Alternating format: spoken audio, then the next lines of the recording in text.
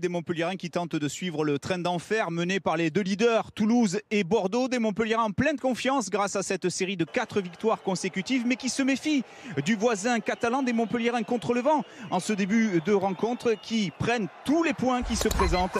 C'est le cas de cette pénalité dès la 13e minute convertie par Paolo Garbisi. Ça fait 3-0 face à des Catalans ambitieux. Montpellier n'hésite pas à jouer depuis sa propre moitié de terrain avec Julien Tisserand qui fait des dégâts dans la défense de Perpignan. Le relais de Vincent Rattès. Tisserand à nouveau qui relève ce ballon pour Janse van Dresburg. Les Catalans se mettent à la faute et l'Italien Garbisi rajoute 3 points sur pénalité. Ça fait 6-0 après 25 minutes. Montpellier capitalise face au vent. Mais Perpignan s'accroche. Jaminet des 55 mètres à l'occasion d'égaliser juste avant la mi-temps. Son coup de pied longue distance flirte avec la barre transversale, mais ça passe. Puissance, précision, un petit peu de réussite. Jaminet a tremblé, Arletas préfère en rire. Perpignan est dans le match, 6 partout à la mi-temps. Mais le sourire du manager catalan va vite se dissiper. Sur le coup d'envoi de la deuxième période, Alan Brazo est emporté par son élan. Il déstabilise Anthony Boutier. Carton jaune.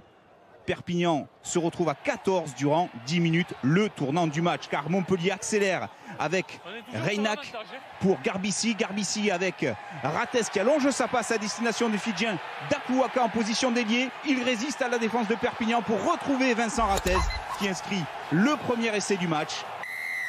Énorme travail de Dakuaka, et à la 46e minute ça fait 13-6 en faveur de Montpellier. 3 minutes plus tard, les Montpelliérains à nouveau à l'offensive avec Reynac qui retourne dans le fermé.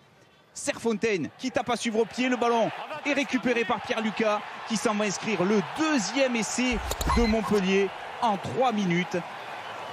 Un petit peu de réussite pour l'ancien joueur de Perpignan, Pierre Lucas, après ce coup de pied de son capitaine Serfontaine. Ça fait 20-6 et ça fait surtout 14 points encaissés à 14 pour les Perpignanais. 2 essais à 0, un seul objectif désormais pour les Montpelliérains, aller chercher le bonus offensif. Un petit peu de précipitation sur ce coup de Reynac qui est contré par Matteo Rodor, mais regardez ce retour magnifique de Paolo Garbisi qui empêche le jeune demi de mêlée perpignanais d'aplatir le ballon. Pas de toucher à terre selon Monsieur Mineri, et toujours ce score de 23-6 pour Montpellier. La fin de match est heurtée, la mêlée de Perpignan est emporté. L'Autrian écope d'un carton jaune. Mais regardez en haut de l'écran, à gauche, Chalureau et Koubriashvili font échange d'amabilité. Carton jaune pour Chalureau, carton jaune pour Koubriashvili. Perpignan va même se retrouver à 12 contre 14 en fin de match avec des mêlées simulées. Et sur la dernière mêlée du match, la sortie d'Acebes n'est pas contrôlée par Degmatch. Sous la pression de Serfontaine, c'est le jeune Aubin Emery qui aplatit le 3e essai, celui du bonus offensif, pour une victoire 30-6 de Montpellier. La 5e victoire d'affilée des Montpelliérains qui conforte leur 3e place.